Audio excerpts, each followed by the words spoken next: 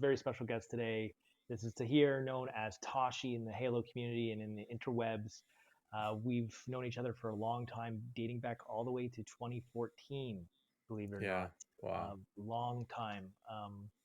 Tahir's been, an awesome colleague, friend, mentor, you name it, and he's been nice enough to be able to keep in contact with me all of these years, and we occasionally check in, which is awesome. So I'm super excited to have him here today. He is the director of competitive engagement.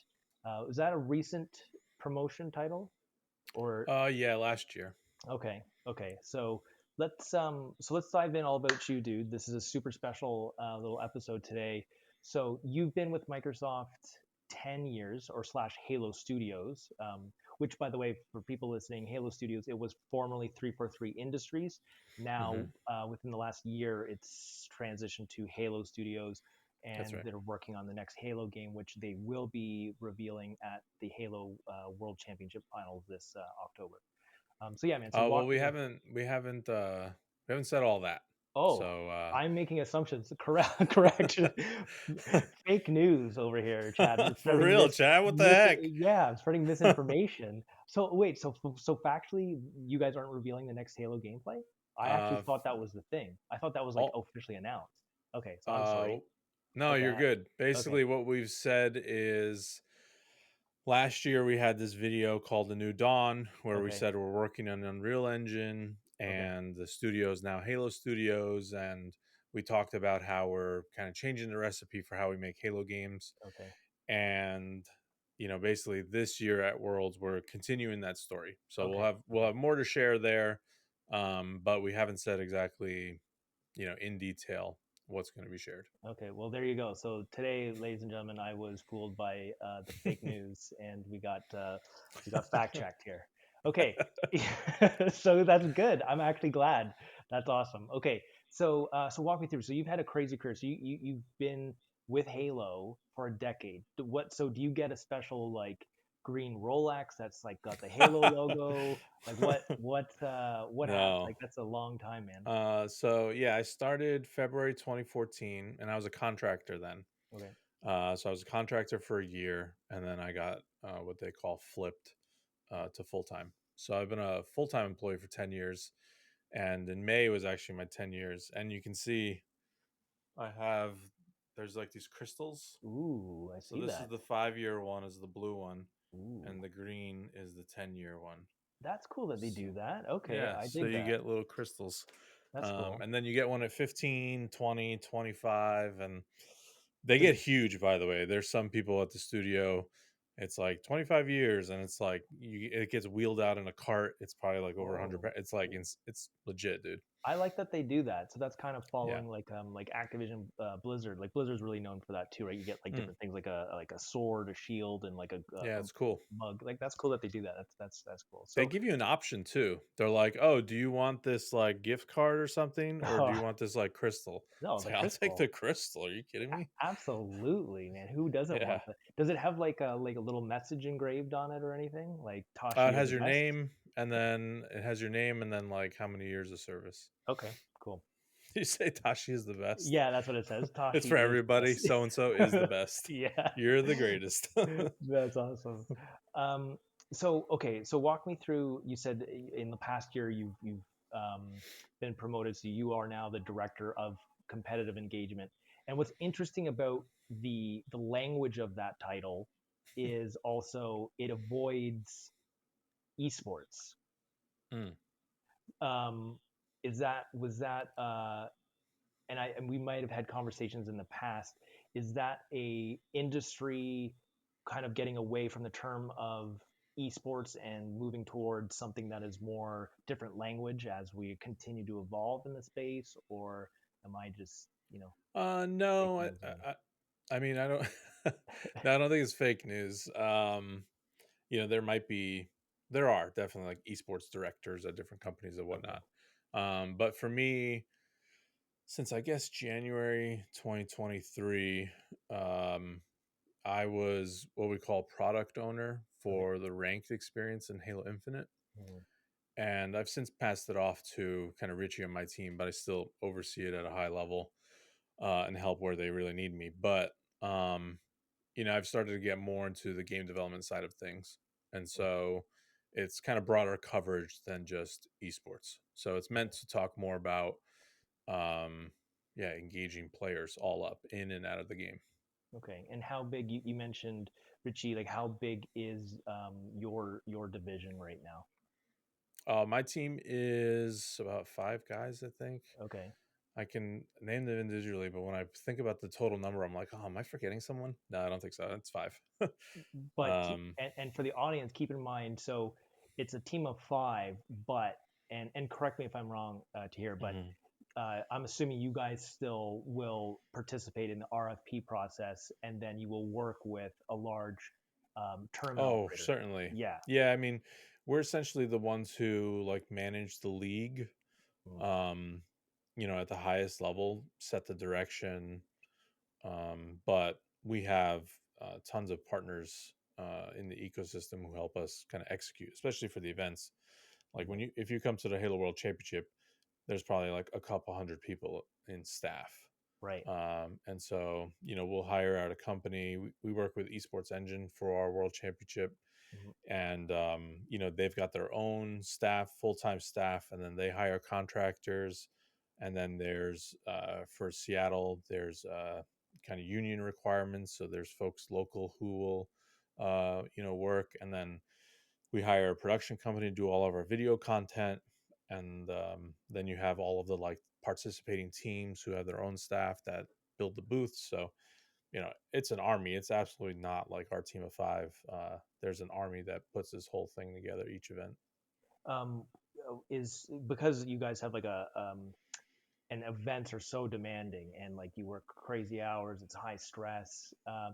Do you would you say like you have a close, real close bond with your team? Would you say like your company culture or your division culture is like um, I hate that corporate terminology of like we're like a family, but is it you're tight Yeah, I or would say no. I don't think we're like a. I wouldn't call us like a family. I'd call us like I a like wolf pack. a wolf pack? I like the rec Uh, pack. no, no, no. Rat Pack is very different. There's no crime going on Right, here. right, right. Um, no, but you're spot on, and you've been part of it in the past too. Is like, um, you're either like down for the cause and like putting in the hours and Yeah, dealing with the stress, or you're just not. And that kind of culture, it kind of quickly figures out who's really kind of in and who's not. right. And I'm very thankful. We have an amazing team, and these guys just like bust their butts every event and throughout the year. Well, it's a And we very have partners coveted. who do that too. Yeah. Well, and like for people listening, Halo, one of my favorite games franchises of all time. Um, you know, there's a team of five, so of the millions of people that probably want Mhm. to, have an opportunity to work in, let's say like the esports competitive side of Halo, like that's a tough, that's a short list of people Yeah. working on that team. So to your point, like if you wanna a seat at the table, you got to put in, put in the work. So that's cool. Elizabeth I saw is still there, which is awesome. Hmm. So she was someone that I had the pleasure of working with and probably gave her a heart attack in the past, which I owe her many apologies. But she's now the studio head, or So she's a general manager and she's the chief operating officer for the studio. that's a big step. That's a She must be proud of that. That's a huge accomplishment. Does she now, like, does she have like a throne room? Does she have like a robe that she comes in with? Elizabeth's the same old Elizabeth, dude. She's Yeah, incredible. yeah, she's awesome. Super humble, very hardworking. Just like, her North Star is pointed in the absolute best direction. And, I think having worked with her now for so many years, I'm just glad to see someone as good as a person as she is, like having more impact on the franchise. It's the best thing for us. And I can echo that sentiment because um, having worked with her and in the unique circumstances that I was in, and like the crazy rock and a hard place that I was put Mm. in, and she was there for support and helped all of that come to fruition. And so yeah, she's that's congrats to her. That's a huge that's a huge promotion. Hmm. Um, so let's talk a little bit, going back to like the HCS planning, and like for Hmm. fans. How long? So when you start the process of putting together, what's the initial kind of like steps, and how long does it take? And then talk a little bit about, if you can, Hmm. the RFP too, like, and Yeah. how that plays a role into when you're putting together one of these like Yeah. robust roadmaps. So, yeah, I guess I'll just kind of start the story with when we were doing Halo Infinite esports, from before it launched. Hmm. So let's see, Halo 5 esports kind of ended at the end of 2018. Hmm. And at this point, Infinite was kind of, you know, deep in development, but there wasn't a clear, like, release date. Um, and so, we basically went to like planning internally on like what are the big problems from the past or even like other kind of esports that we want to go solve for this next iteration of HCS. And we had our own problems that we want to solve. At this point in the Halo 5 kind of life cycle, we were operating like event by event. So it's like we would plan one event, operate it, and then like go to the next one and plan it. And like I just remember the community being like, when's the next event? We would end one event and people would not know when or where the next one is. And Hmm. we'd have to like, rapidly try to lock in a deal and go kind of execute on an event. So it's very hard to, you know, do longer term planning when you're just like day to day, just trying to get by, and make sure that your next event is ready. So, as much as we didn't want to kind of take a break after kind of Halo 5, it really helped us kind of plant our feet and like look further out and really like design the ecosystem that we felt like would be best for the game.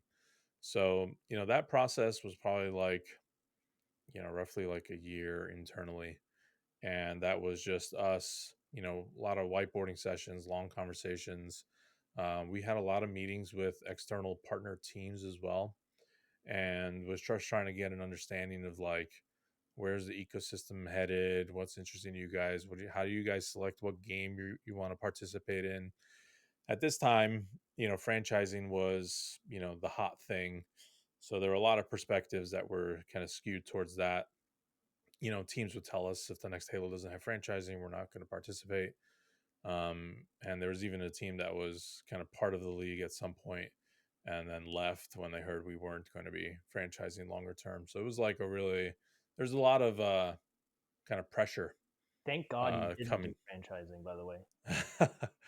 Yeah, I think we made the right call on that one. And honestly, it just like it's not to say like the business model can't work at all. It just didn't make sense for us, and Hmm. so we kind of made peace with that and moved on. But yeah, it was like months and months of like meeting with different partners. We'd go to E3 and just like set up meetings with a bunch of the LA based teams, do calls, um, meet with a lot of tournament operators there too. And once we kind of had a plan internally of what we wanted to go after and a vision for what the league would look like, then it's really like going through the proper internal reviews, with the kind of leaders of the game development team, and then of course like studio management of like, hey, here's the program that we want to build. Here's like, you have to plan out your budgets, years in advance, and just get approval of the plan at a certain milestone of like what we wanted to go after. um and for Infinite, what we were thinking was this kind of big global open ecosystem. We had our four main regions of like United States, Canada, and then Mexico, and then Europe, and then Australia, New Zealand. And so we needed to find the right teams to help us kind of partner with this. So we like built up all of our contacts on the team side and kind of interviewed them and we had this like team partnership program that started in like V1. And then for some of the teams that we had built a close relationship with, we'd like let them know what the terms are, get feedback on it. They're like, oh, really need to think about this. And, in this other game, this thing is happening. So you guys need to make sure you're solved for that in yours. So we went from like V1 to like V8 till we got like the business terms down to a good point. And then similarly on the tournament operator side, we knew we were going to like fund a ton of events ourselves, but in regions where you know there's just like a smaller Halo community, we wanted some tournament operator partners to co-invest with us. Like the vision was, you had this like bustling tournament operator scene where folks were co-investing with us Mm-hmm. and basically bringing their own kind of like energy, passion, ideas to Halo, and all of these partners were like working together.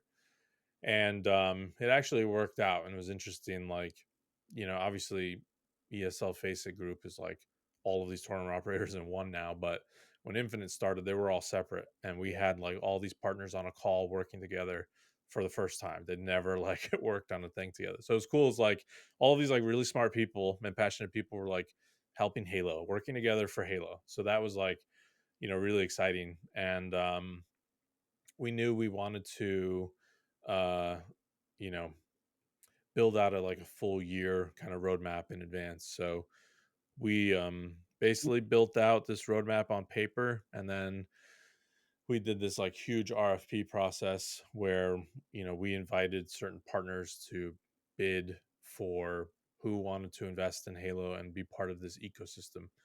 And that's like I mean, I think that took like almost a year to basically create our pitch essentially to these partners, and then have them pitch back to us. And then once you like agree that like, yeah, you've been selected, it's like, great, now you have to work through all of the business terms and like Yeah. all the contracts, and like, and all at the same time the game is being development. It had been delayed in 2020. Obviously all the COVID stuff happened. It's like just mayhem. And but yeah, that's I've kind of like spiraled from what your original question was, No, but no, that's great. yeah. Seriously, and what like so a lot of people like this is such great insight. And so for the RFP process, for Hmm. the decision of like landing on that, is that to come down to like they have to 1v1 you in Halo, and then whoever, uh, If only that's what it took to yeah, find a great partner. right, yeah, um no, I mean, they these partners put together like illustrious plans of, basically like, here's our personnel, here's their years of Halo experience and what they yeah, bring to the table, here's our prior Halo experience and what we've done in the past, HCS or not.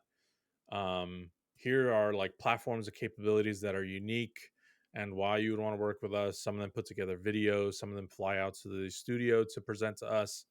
Like, ooh, it's, yeah, yeah, it's like a big investment from the team, because it's a new Halo game, and you understand that Microsoft's going to make a big investment in the esports side, and it's like you want to be part of it. So no, we absolutely. appreciate everyone who kind of put a proposal together. And I totally understand too, because like this is your guy's baby. There's so much money and effort and time going into it. You want to ensure that you have not only a partner that is going to deliver, but is as passionate and loves Halo and Hmm. gets the community as possible. And um, throwing it back just to like PGL, like one of the stories of that opened up the doors to working with your guys' studios was because we were actually working with Tyler Blevins, like Ninja at the Hmm. time, and all these different other Halo streamers, and we were doing these Halo open like ladders, and Hmm.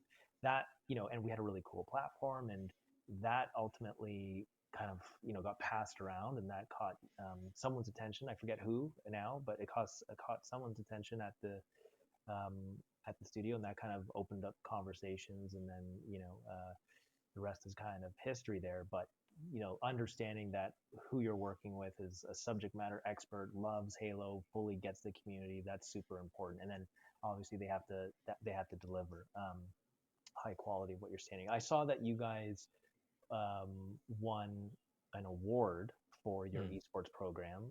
Talk to me a little bit about that because that's pretty cool. Do you have it? Is it in the background there? Do you have it, or did that No, it's at the you studio. stole it? Some Oh, it's in Elizabeth. the museum. Yeah. No, no, Oh, it's in no. the museum. That's Yeah, it's in cool. the we have an esports section of the Yes. Halo Museum, so it's Ooh. got like trophies and a bunch of championship rings, and then we Mm. have our award there. That's cool. Yeah, you guys, that was totally deserved. I think I, I'm such a fan of what you've been doing on the HCS program. It punches. I say it every time I get the chance. It punches above its weight class. Your guys' commitment to the community is incredible. So much deserved. And Thank you, man. yeah, like I mean, it was rivaling um, structures that had a lot more resources. So that's undeniable. So congrats on that. Yeah, I appreciate it. Yeah, we would tell that story internally too, Absolutely. especially during like the franchise, because like internally, like we're also pitching to management to like keep us going. You know what I Yeah, mean? Of like, absolutely. hey, continue to fund this, continue to like have a team. And so, we would go in to certain like program reviews, and it's like, hey, here's how much we spend and our results, and here's roughly what we think other games are spending and like Right. their results. And it's like, yeah, it's that story exactly of like we're hitting way above our weight class. Like we should not have the level of impact that we're having right now. Yeah, I just want to touch on that a little bit because and I understand you may or may not be able to comment, but just a little rift here. Um, I think it's so important for fans to know that because I think there's so much taken for granted, and they just see Microsoft, infinite money, like everything. It's like, no, everything has to have ROI. Hmm. And,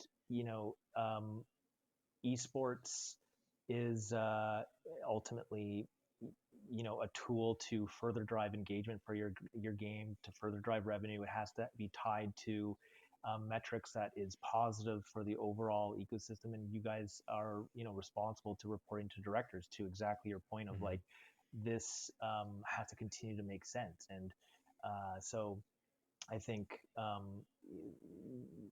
the community sometimes I think unfortunately forgets Yeah. that and can take it for granted. So there's these are real people, real jobs, real Yeah. sweat and passion, trying their best. And Halo is also not League of Legends. There's a Hmm. bit like it's an Xbox exclusive for now. I know it's on PC as well right now, Hmm. but maybe is it coming to PlayStation 5? We can't comment on that. I'm kidding. No NDA, comments. NDA, NDA.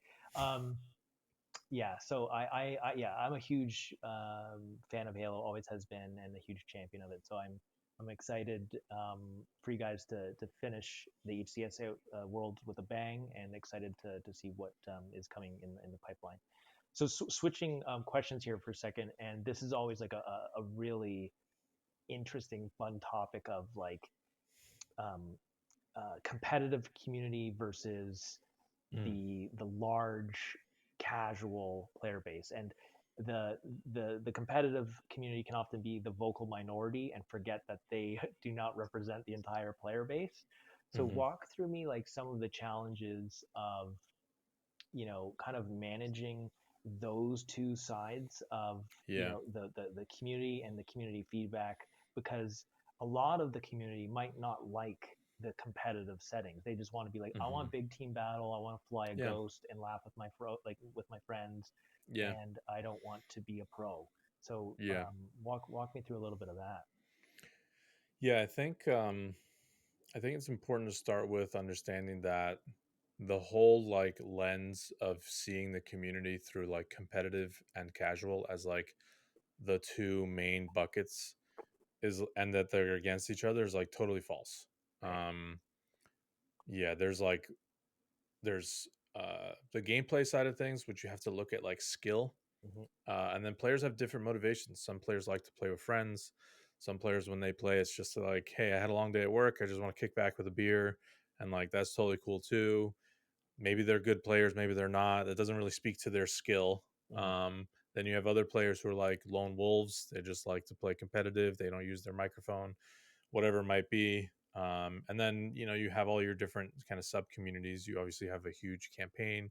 You have people who love things like Firefight, people who love Forge, so there's like so many kind of like fractions of the community. So I think if we start looking at it as like casual versus competitive, we've already kind of like lost the conversation, the Okay. plot.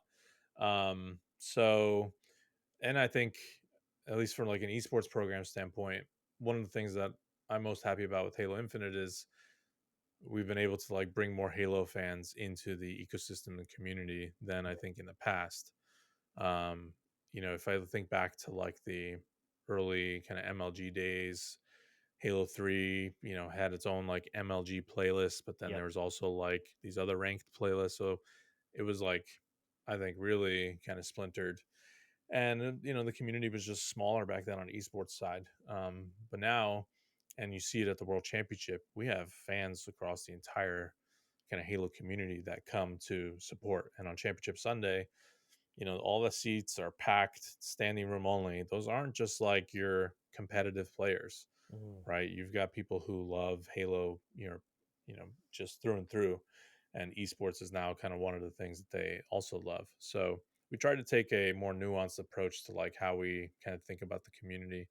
But a lot of the kind of same problems that happened in the past, like still happen now as well. But if I think about, at least from a gameplay standpoint, the um the players who play at like the highest skill, there are like certain rules and like how Halo kind of should be played and competitively for like a really balanced experience and kind of what fits the Mhm. overall gameplay and the maps and whatnot.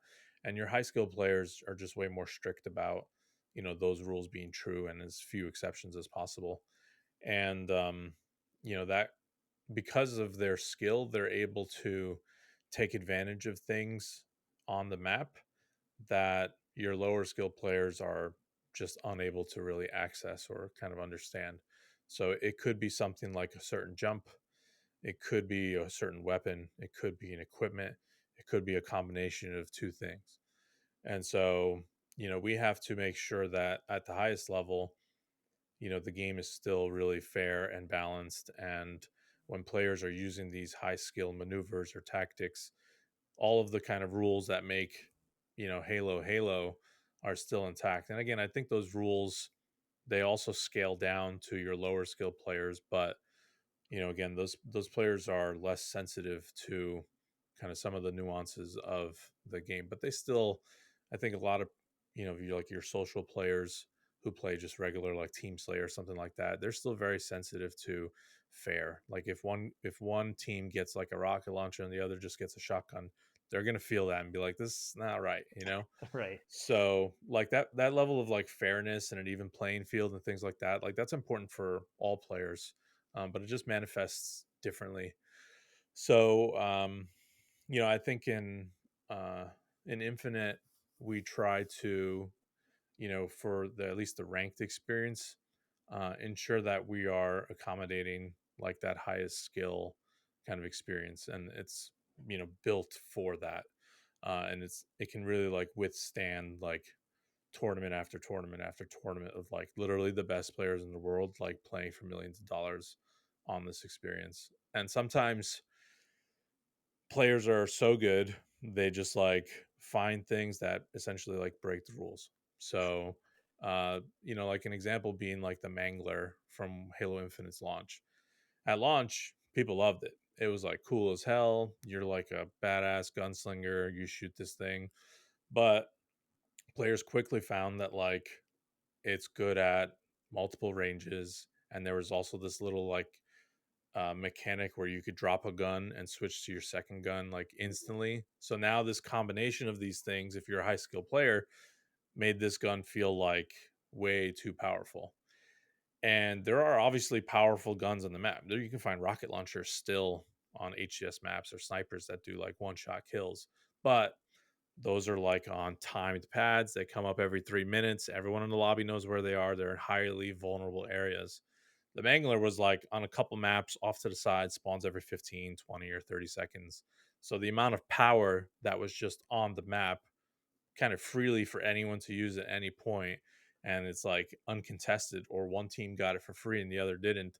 Now it started to like mess with the kind of Mm, fairness and the balance. But if you're lower skill players, they're like, they're not three shotting people with the mangler. They're not, using the drop we- shot mechanic to abuse it. Yeah, they like they don't know how to kind of use this thing. So I remember internally that was like extremely challenging problem for us to try to mm, solve. And there's a lot of back and forth with the designer who was on the team at that time. And I don't think we landed in a good solution. It kind of like made nobody happy. And we ended up like later just kind of reverting back to what it was at launch and just pulling it from the competitive kind of mm, maps. yeah, And that ultimately I think was the right band-aid solution. But that gives a bit of a glimpse into how we kind of think about it and kind of the back and forth. But it's a really, I mean, every competitive game deals with this. Like, it's an extremely difficult problem to solve. Players are generally getting better as the game goes on. You have new players who are behind and they don't know, how to use these mechanics or the weapons. So they just like get thrown into the shark tank. um and then you have your higher skill players who are constantly looking for every single advantage that they could possibly get to win money. And it's like, that's just the name of the game. mm. And your game is getting ripped to shreds and all pushed and pulled in all these different directions, and you're just trying to like keep it intact for this whole community so that like everyone can enjoy the Bandit Evo, or everyone can enjoy the Shroud Screen or the Repulse. So it's extremely kind of difficult. And I also think like historically Halo, the community kind of fended for itself competitively.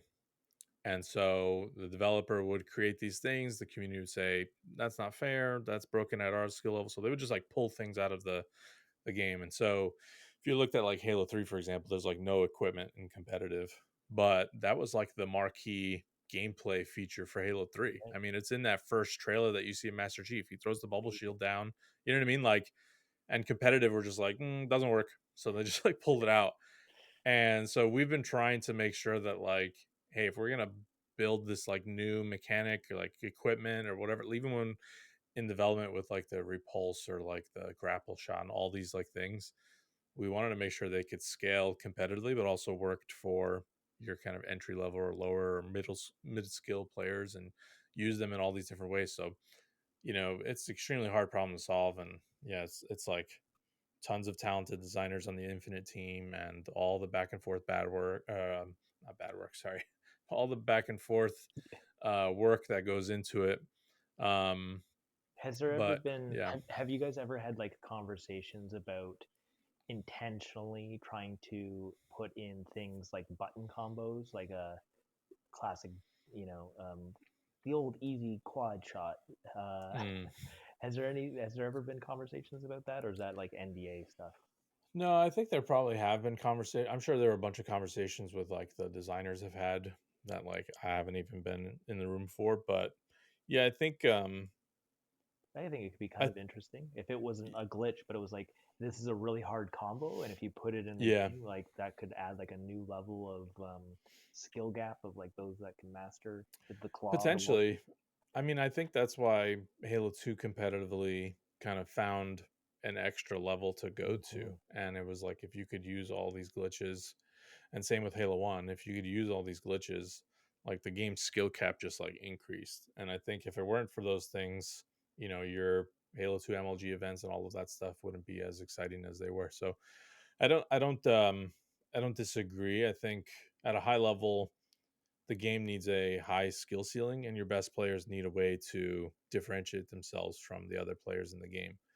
And whether that's like button combos, or the sniper is really hard to use, or no scope, or whatever it is, like that can manifest in a ton of different ways, including not just like, can I input the buttons on the controller, but like also strategy and Right. knowledge of the game. Like there's all these different skills, and teamwork, obviously, like how well you play as a team. So there's a lot of different ways that we could, increase or change the skill gap. And yeah, I don't know, maybe button combos is, one of those cool ways, but it could also be something that, if we do it wrong, it like turns everybody off. And I don't know, Is melee is also sometimes like Melee's historically is pretty clunky, I would Yes. say, in Halo. I think it's like a really incredibly important part of the gameplay loop.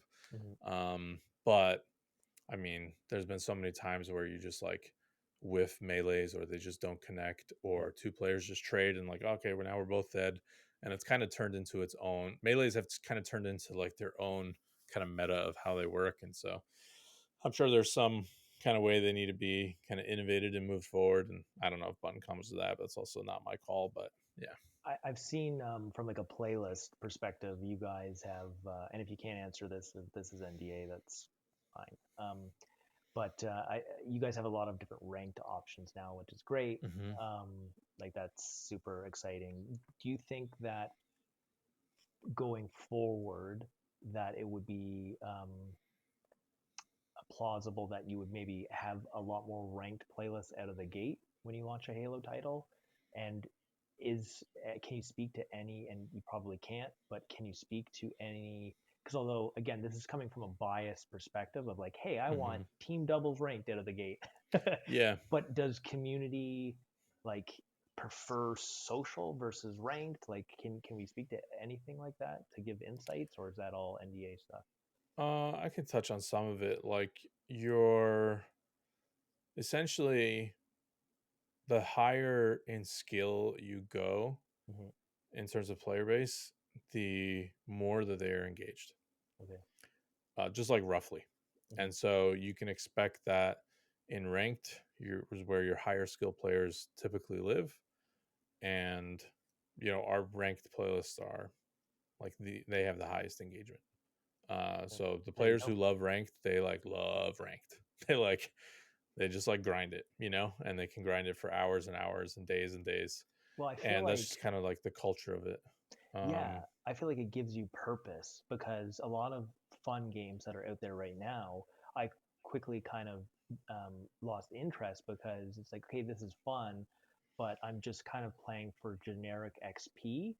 And if mhm, you don't have your boys with you and you're just like solo queue, you're like, after like one or two matches, you're like, I'm not working towards something. And for yeah, me, um, coming from like a competitive gaming background, I always wanted to be like my time that I'm investing in this is working towards something, whether it's a global leaderboard or rank or whatever. I always want to feel like I'm yeah, garnering progress. So that, I mean, that makes sense. yeah. And I'm similar type of player as you are, but You mean as like I the best mentioned type of before, player? huh? Like the best type of player, you mean? Like you said, you're similar type of player to me. Yeah, like prefer. Oh, you were making a I joke. was making a joke. That failed, by the way. That was the most cringe. Look how red you're turning. That I was know. awful. That was ting. Oh, dude, that was embarrassing. No, Uh, okay, I'll save okay, us. Okay, okay. so but like I was mentioning, uh, it's just really nuanced. And so like the reasons for why you and I enjoy Halo are different than kind of why other people enjoy Halo. And Right. like Halo historically has been kind of home for everybody. So, it's a blessing and a curse. It's a blessing because there's so many different things that Halo has to offer, which makes it, I think, really unique. But also, you have to offer all these unique things to players. Right. And but yeah, there's like generally, obviously, the higher in skill you go, the fewer players that you have.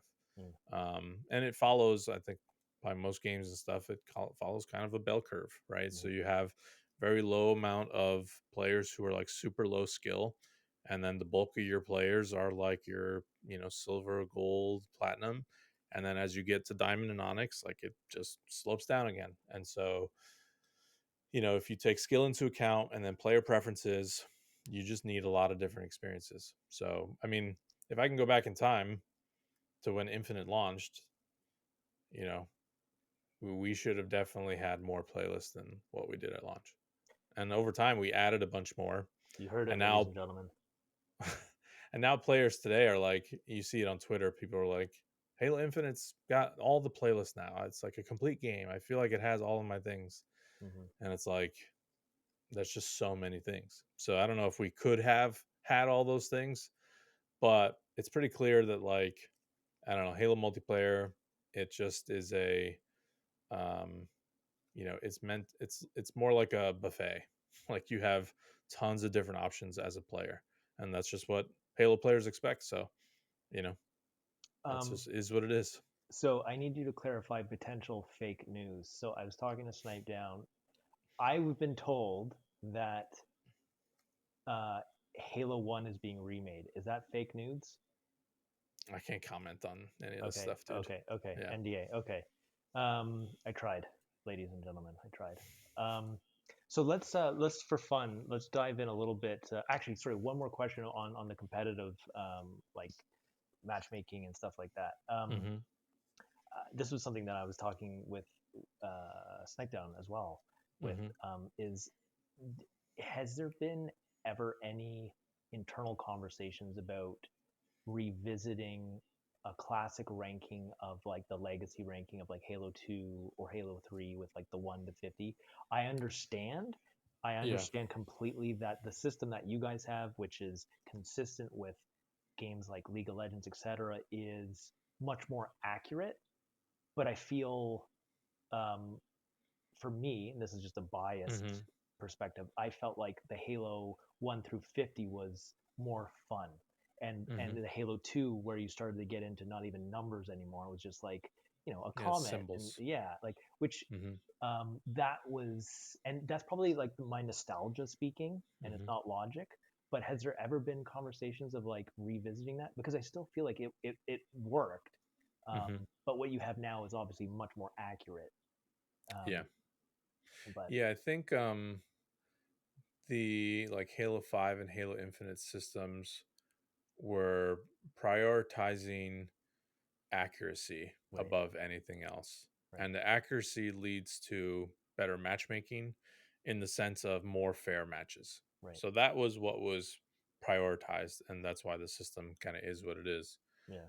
But I do think it's missing the uh like the way I talk about it internally is like that corny phrase of like, it's about the journey, not the destination. It is. And it's like our system has the destination, but we don't have the journey, and that's Mhm. what players miss because you play your 5 ranked, you know, placement matches, and then you're like basically near your destination and you're ready, and you're like, I miss when I started at one playlist and grinded my way up.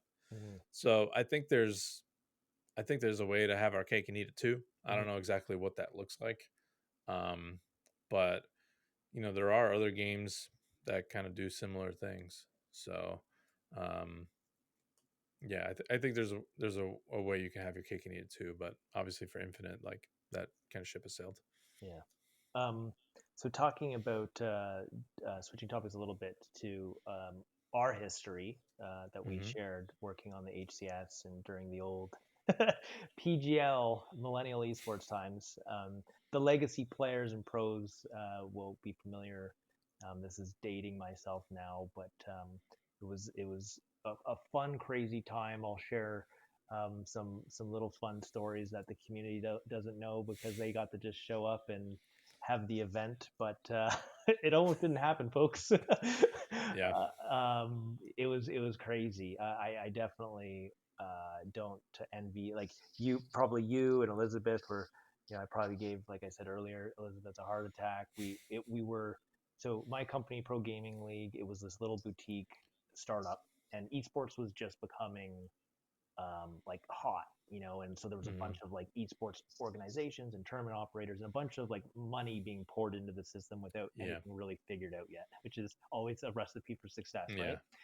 And so I had built this online tournament platform. I founded Pro Gaming League, and we actually built the UX for the platform with a colleague of mine. His name was Jonathan Austin, and we built that in my kitchen. And then Which was awesome, by the way. Like thank PGL you, back in the day was awesome, thank you, and seriously. like that was uh like for a community that was very used to either like matchmaking or game battles, Hmm. like you guys provided this alternative that was like, oh wow, okay, there is more than just like the normal stuff that we have, and this guy is paying out for all of our tournaments, Yes, and there's a lot of different stuff that we can compete in. So we had. kudos to you and the team. Like PGL was awesome. Thank you. Honestly, to hear that goes a long way because I remember there was a lot of competitors at the time, obviously Major League Gaming, a local company Mm-hmm. called Virgin Gaming that transitioned to World Gaming, and it got transitioned again. But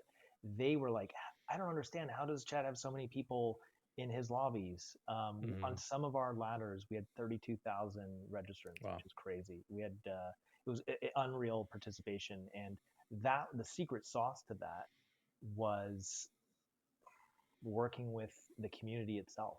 And it's like Yeah. we launched PGL on the back of Tyler Blevin, and Mm-hmm. he did a video. It's gone now, but he did a video showcasing the whole thing. And so we worked with a company called Normative Design.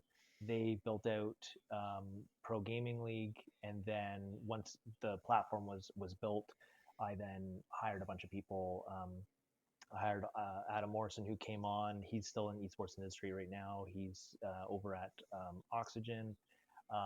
We hired a bunch of people, and we built this little boutique and had this wacky little community event team too, which has was wild, and we were blessed enough to land a super important relationship with you guys to launch Halo. So we worked on the Halo Championship Open Circuit, and we worked Mm-hmm. on the Halo Championship World Championship, and that was like coming from my background, that was like a dream come true. But we had built an esports arena, and it Mm-hmm. was downtown Las Vegas, Fremont, and it was something that was like uh, I was proud of. Like again, this isn't we didn't this was a shoestring budget, folks. This wasn't Yeah.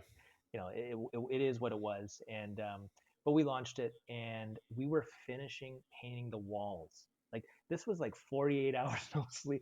Finished painting the walls at like 6 a.m. The doors are opening 9. Like, is plumbing working? I think so. Hopefully. Yeah, like it was crazy. I remember like, and I'm such an idiot. I had like, I thought, oh, this is gonna be done in no Mm. time. This, I was wearing like, I was wearing Prada loafers, and then I'm like, shit, we are behind schedule.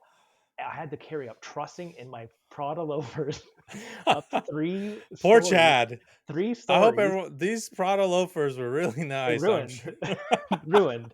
I just had to throw that out there, folks, Oh my and god. ruined my shoes up 3 stories in the hot sun carrying trussing, and it was insane. And what people don't realize is, and I don't think I haven't told you this, dude. This would Mm. have almost been a complete disaster.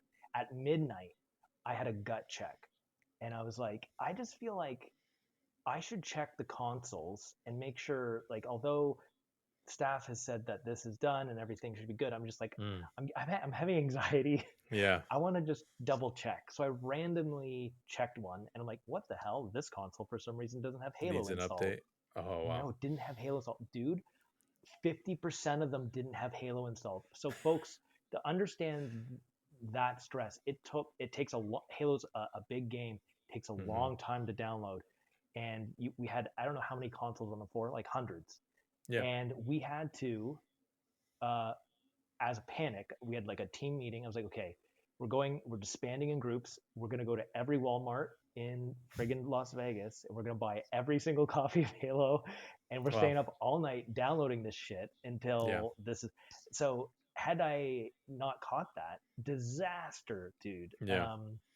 And that should have been caught and checked weeks ago. But thank God that that was Your that that spidey was sense just went dude. off. Yeah, it was madness. And then we walk in like, oh yeah, looks good. Good Yeah, work, looks Chad. yeah, Thanks. And you're just great like, oh job. Yeah, thanks. yeah, yeah. My And loafers are ruined, my but loafers are ruined. Yeah, and yeah, there was so much. Dude, I won't get into like the crazy drama, but I did end up leaving that company. There was a director at the time that I just he had come on board, and we just had different ideas as to what we wanted the company to be, and I wanted to be an ESL wannabe. I wanted to mm-hmm. focus on league operations and content, and they wanted to do gambling and like fantasy betting, and so there was like an internal battle, and I was at a disadvantage because when we rebranded to Millennial Esports, I no longer had signing authority on the company, so Mm. I couldn't write a check, and I needed a little bit of extra budget to finish off that event, and I almost didn't get it. Yeah. And Elizabeth, Damn. yeah, dude, like, and the individual that I'm talking about, I won't say names, but like had no problem going scorched Yeah. earth. And in fact, it would have been beneficial because that would have hurt my relationship, and then given that individual a better tool to then pivot the company direction. Mm. So that was actually that was the straw that broke my back. After that, like Yeah. that like I almost had I'm sure I did have a panic attack. um, Elizabeth was amazing, worked with me and like helped me out to like get that deal done, folks. But Yeah. shit almost didn't happen. And after that, that was the last straw. I was just like, okay, if you want this so bad, you can have it. And I ended up leaving the company, and then I started Reciprocity. But Yeah. that individual, it didn't last long. They were ousted from that company a year later. But yeah, It's so crazy. crazy when you have like just an agent of chaos that doesn't follow the normal I know, rules that like everyone else does. I know. It's just like me and Chad were reasonable people. I'm just We trying to do both this agree to event, do bro. something. Yeah, we're both co-investing in all this stuff, and then you expect, yeah, we're just gonna do what we can to make sure it happens. And Yeah. then this other agent of chaos is like, oh, I play by different rules, Well, and you're that's like, well, why that you wouldn't know this, but that's why I don't know if you know this individual, but that's why Matt Skelton showed up to that event. oh wow, That's why he showed up to that event, dude. yeah, I know And Matt Skellin. I'm a Yeah, big fan of Matt. I just so you know, he's great. I I love still Matt. I still am in contact with Matt today. In fact, I just texted him literally yesterday. So yeah, Matt's great. Coming to a podcast near you, it sounds like. Actually, that would be awesome. I should. I Oh, think he's did I open to just it. like throw that idea into it? Yeah, no, literally. I was Sorry, texting him about Matt. Death Shroud, dude. I'm gonna try to drag him out. I don't know if he will, but he's big shot. He's dude. He's like top dog now in the legal department. So Well he's a deserved. yeah, well Love deserved. Matt Skeleton. Yeah. So he's been great. Um, so okay, talking about event drama. Has there been a moment where on your guys' side has there been Hmm. like a 911 situation? What was it? How did you I resolve it? mean, there's been many of those, What was especially the like, biggest one, the dirtiest one? um, I don't know if there was a dirtiest one, unless you want to, unless you classify that as like the DreamHack Denver at the rodeo, where there was literally dirt that the entire event was built upon. That was crazy. We Interesting. were I'll touch on that a bit. Yeah. So we just come off the back of Worlds 2017, which was like the black eye for the esports, world. That was the one that was like the balloons and all of that stuff. So now you can imagine we're just like hypersensitive to this stuff. We're like, okay, we still have this contract with ESL. We're gonna do a dream hack. We need to make sure it like looks and feels premium, because we just hurt the brand big time with this last event, and we need to make sure we're, yeah, doing it right. And so, the dream hack that's coming up is in Denver, and it's at this like rodeo. And I did a site visit with some of the DreamHack folks who I have a good relationship with. Like they're all good people. Actually still work with some of them. But we did a site visit, and the whole time I'm just like, there's no fucking way we can be here. Like, it's just like, it's just dirt everywhere. Like, I don't know how to explain this. Like, it's a rodeo.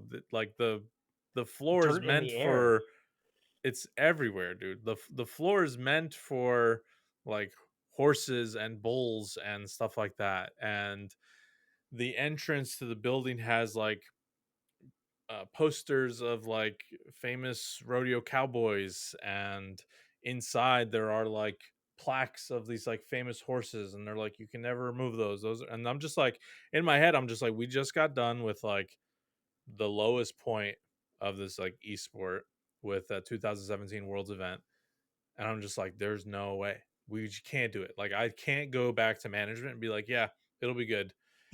But on the other side, DreamHack are like, and this gets into that whole kind of deal that we had with ESL, but we didn't own the rights to like Halo Esports. So it's like we only had so much say because of the way the contract was signed. and all the people that had signed the contract on our side were already gone. So now it's like me and Elizabeth and the team just like trying to figure it out, you know? And so I've never told the story before. So we get there, and yeah, of course I'm like freaking out. My boots are like have dirt all over, my pants are have dirt. I'm just like, how do we have an event here? Like, explain it to me. Like, I don't understand how this is gonna work. Crazy. And we had more people from the studio go out to the event to like check it out. They went through like extra plans just to like tell us how it was gonna work. And kudos to DreamHack, dude. That team, like, they just fucking make it work. They just like figure it out because they tamped all of the arenas. They laid carpeting down. Um, I understand that like in a lot of the machines, like dirt got in, like because the fans were like kicking up dirt, but it was like it ended up being a good event. Like I like if you still ask the Halo community who are there, they're like, yeah, that was kind of weird, but it was like no big drama, you know, which we were just like happy to have. But I was like fully got back from that site visit, like, no way, can't do it. We got to go find something else. And like they're like, there is nothing else. I'm like, well, shit. How are we gonna make this work? And you know, kudos to DreamHack, they did, and they like. There was a big Counter Strike tournament there that we were next to, and like all these other games. I think like Mortal Kombat was there, or Quake or something. But it ended up being like a good event. And I bet if you talk to DreamHack now, they're like, yeah, we'll never do that again. But at the time, this is 2017, it's almost a decade ago now. You know, they just kind of made it work. So that was one like crazy one. There's another one to remind me with the console update you're talking about. This is Gamers for Giving 2015. We're playing MCC, and the uh the all the game downloads were digital.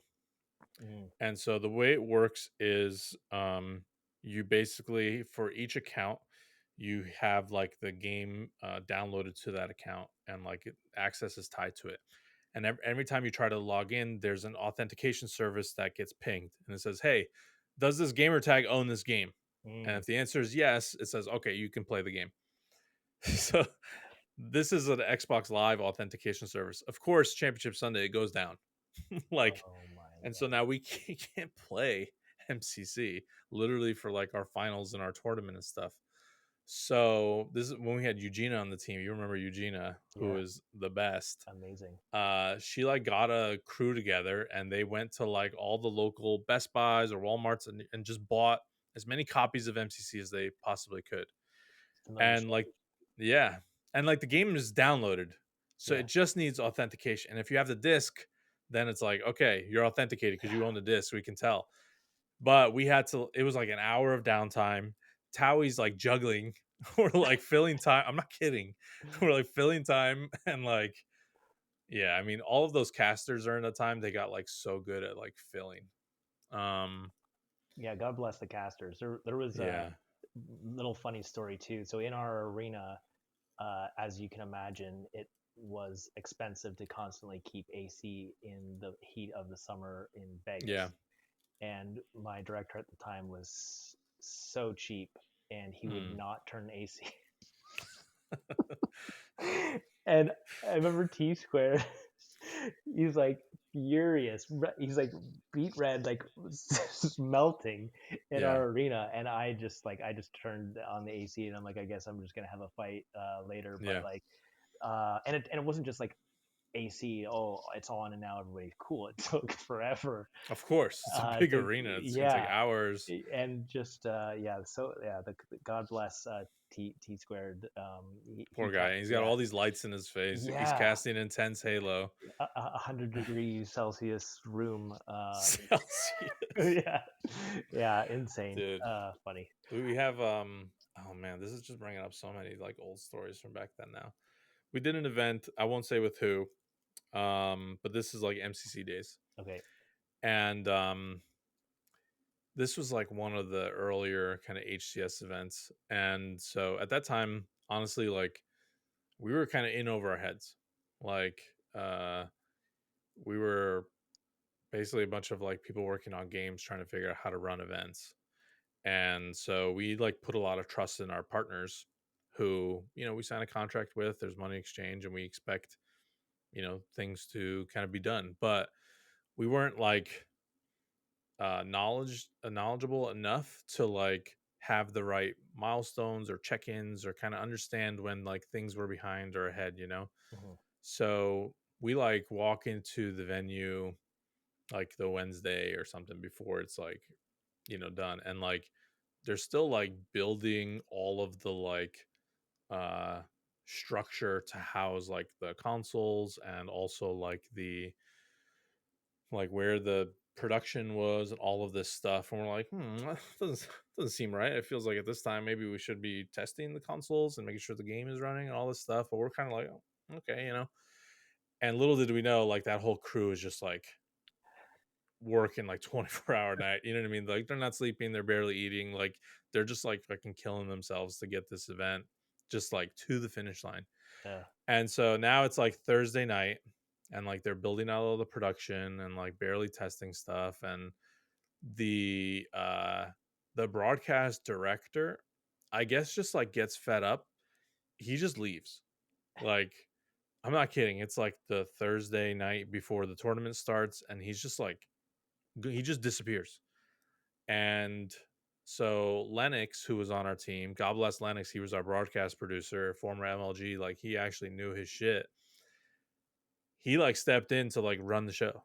Like Wow. that guy just like went back to his hotel room. I assume he like collapsed and slept for like 4 days straight because he'd just been like overworked and like beaten and probably underpaid. But it was just like, okay, Lennox is just gonna run the show now. Like, sure, this is great. And yeah. But we honestly we learned like so much from those old days of like, oh, like everyone's still figuring this whole thing out, and like we can't, there has to be accountability held for everybody in this thing. Yeah, it was well, esports, it was very Wild West, Yeah. and learning trial by fire, often, which Yeah. is crazy. So I it Sorry, is. this is another one last story. Yeah, Sorry. yeah. one of the um one of the partners, this is like 2015, I think, was like illegally making Halo merchandise. Oh, hell yeah. So just like using the Halo brand like at will without getting like, and we have a consumer products team. You have to get this stuff licensed. Like the IP is Yeah. owned by Microsoft. You can't just like use this and make money off of it.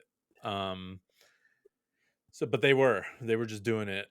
And we I remember like my managers at the time, and our legal staff or whatever, were like on a call with these people, and we're like, hey, you can't do this. You're gonna have to like stop. Oh And the no. guy was like, yeah, I don't think we're gonna stop. I think we're just gonna keep doing this.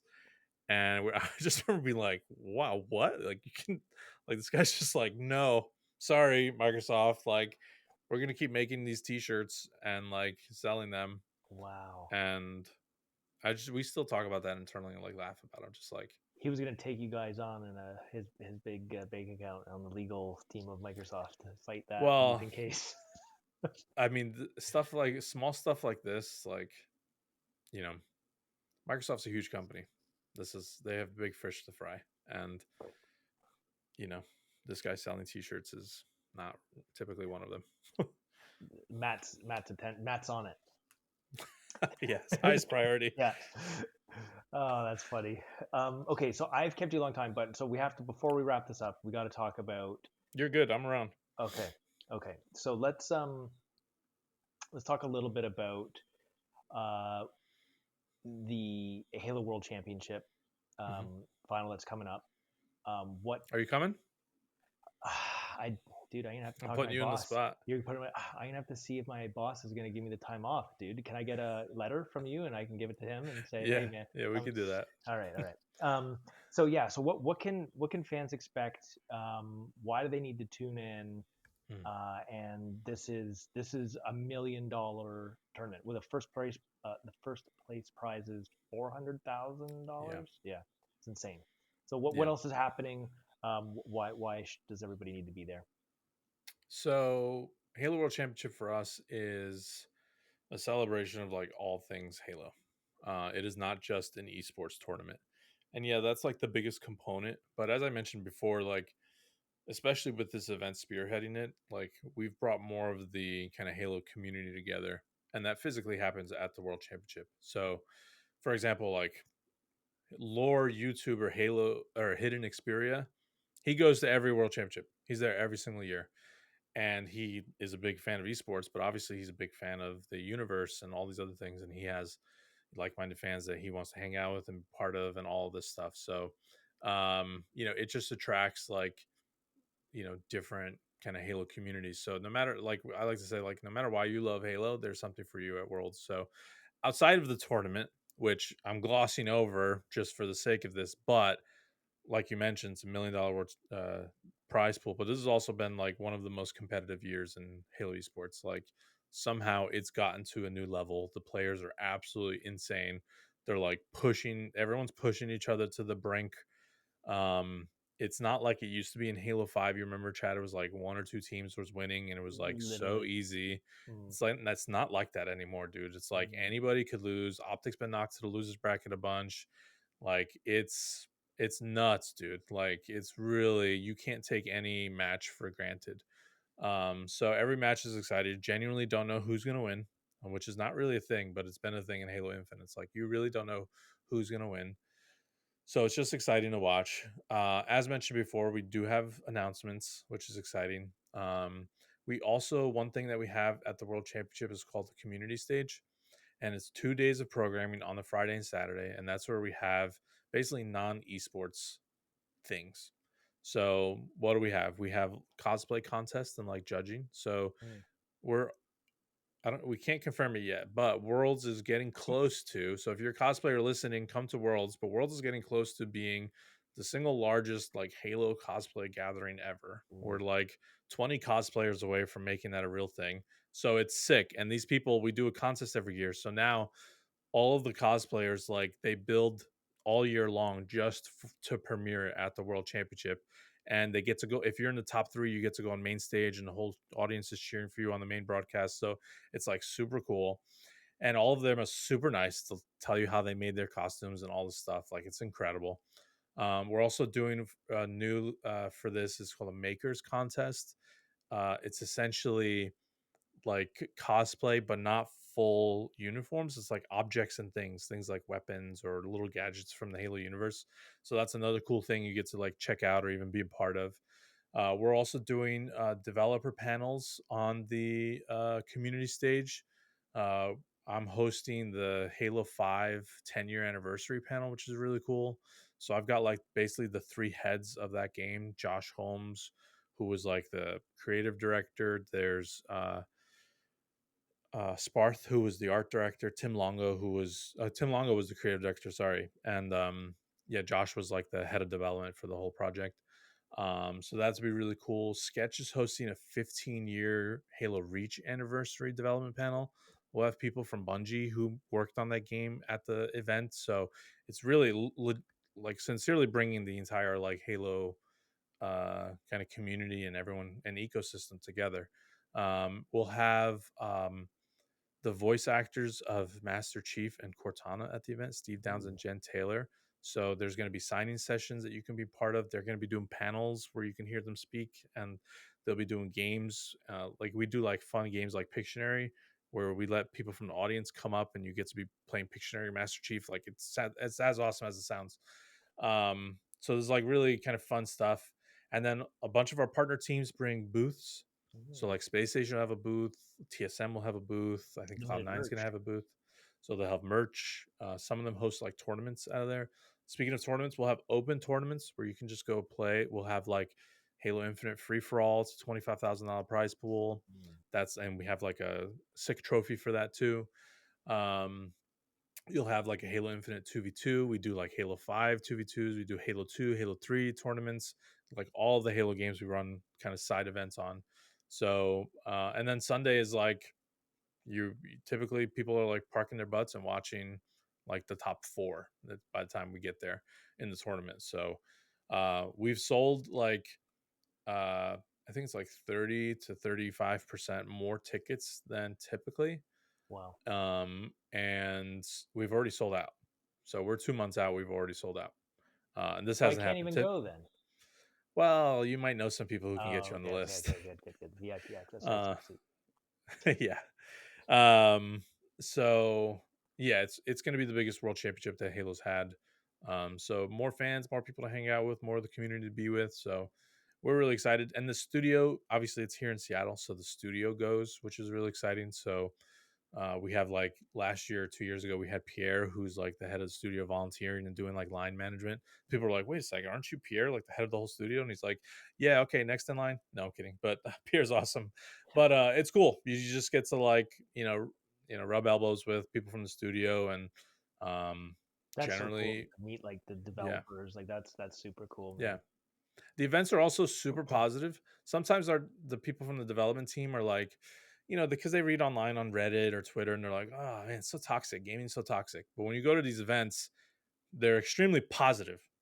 It's like everyone just loves Halo, and if you've like traveled across the world or the country just to be there, um, you know, you just love Halo. And so our studio gets very energized after the event.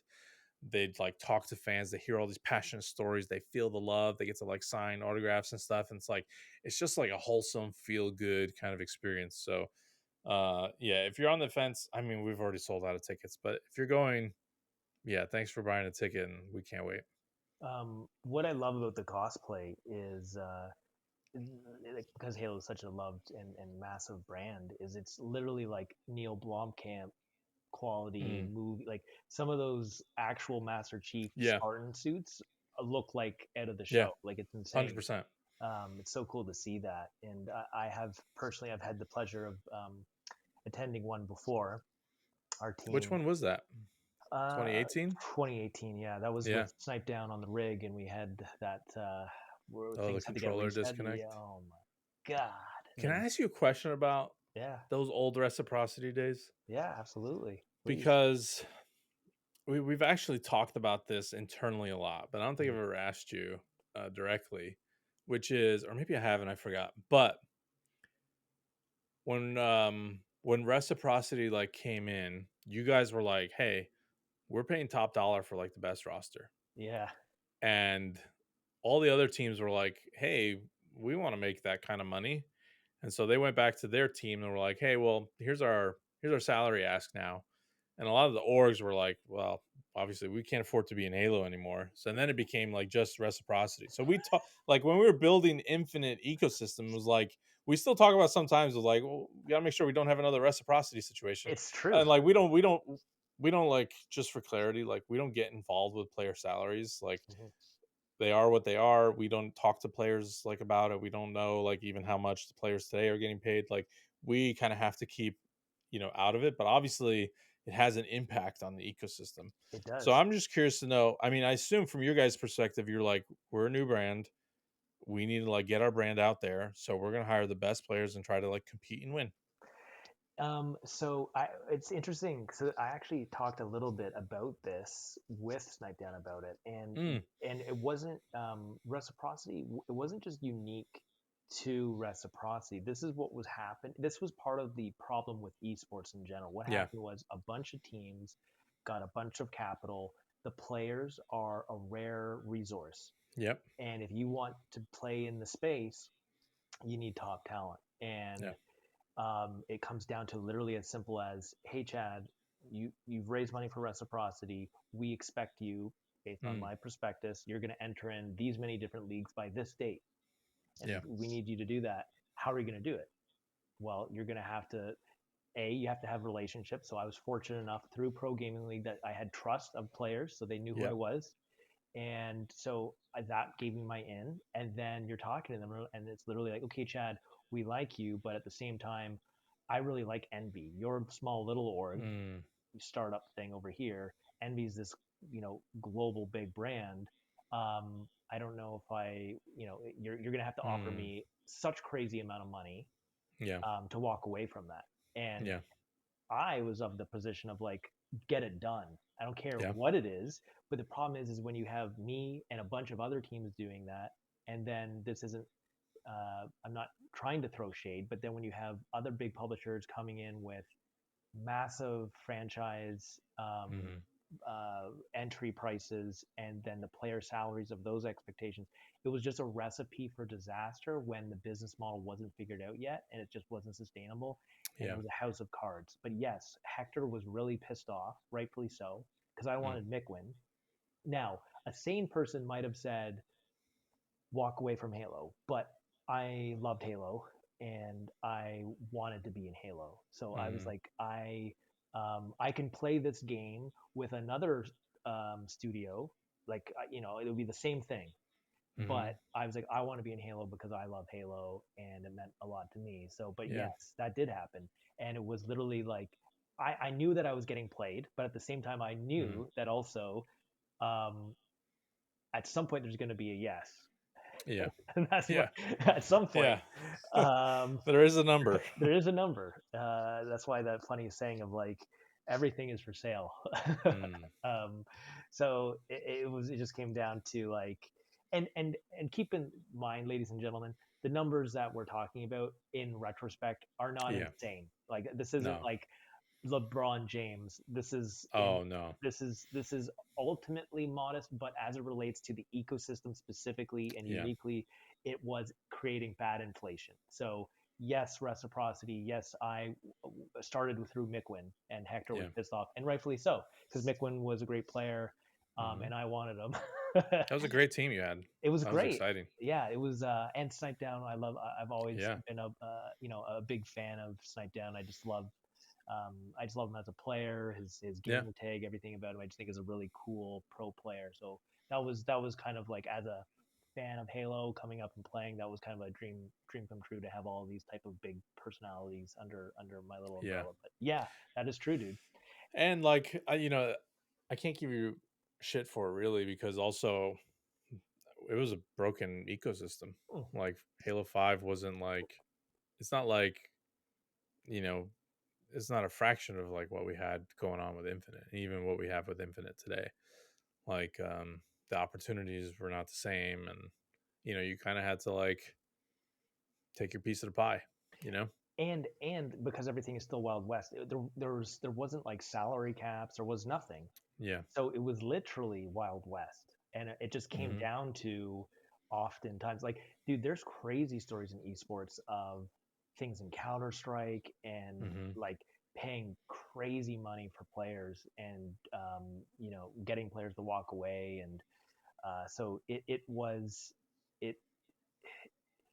it, it lacked, I think, oversight, and there was too much money poured into it too quickly. Yeah. And I think, um, and again, this I'm not trying to throw shade, but I just think they rushed some of these big franchises and put too high of expectations, and across the board, not just from, Yeah. but also in terms of the growth potential, and it was Yeah. too aggressive. And had it been modest, and I said this with Eric, I'm like, had it been more modest, everything I think would have worked out in my Yeah. opinion, because Yeah. expectations would have been lower. And but when you have expectations of like this is the equivalent of a pro soccer club, Yeah. that's going to be problematic. But It's also like what's modest to one person is not modest to another person. right. So with some of the names that we're investing in esports, the amount of money that they put in Yeah, is like a drop in the bucket. yeah, So for them, it was like, hey, I put some money in this investment fund. There's other big celebrities or people who put in their money in the same yep, fund. We're going to go invest in this thing. If it goes to zero, okay, it's a good lesson learned, but like didn't really care. And it was just a way to like diverse. Oh, there's something new hot over here. Okay, I'll throw some chips over there. But to the esports ecosystem, it's like, okay, this is life changing money. And if you're yes, like a team owner or something like this, you're like, okay, we've been like, you know, pinching pennies for the last 10 years. Like, I'm not going to turn down this like gigantic check where it's like, yeah, okay, I can keep my team. You know what I mean? hmm And it's like, it's just like, I don't know. It's just the way it goes, I guess. But I agree with you, though. It's like, it was definitely heavy handed. yeah. And I think uh, one of the things that is the biggest pain point I think for teams still to this day is that they don't own IP, right? They're still Hmm. you're really. reliant on building content, monetizing content, selling merchandise, and Yeah. then most importantly, rev share from the publisher. Yeah. And not every game is equal across the board in terms of Hmm. scale, revenue, and what they can offer. And so having a good rev share program is something that's always super important. But at the same time, I think, and we're just jamming here, but I do think like, although that's great, I think it, like any traditional sports, it needs to not just be solely reliant on the publisher, because at that point, Yeah. why doesn't the publisher just own the team then? Because then just keep Yeah. all of the revenue in Yeah. heads. It's You like, know what I what's mean? the Yeah. exactly? It's like, what So are you bringing to the table if it's, exactly, you know what I exactly, mean? exactly. So there's that challenge, and Yeah.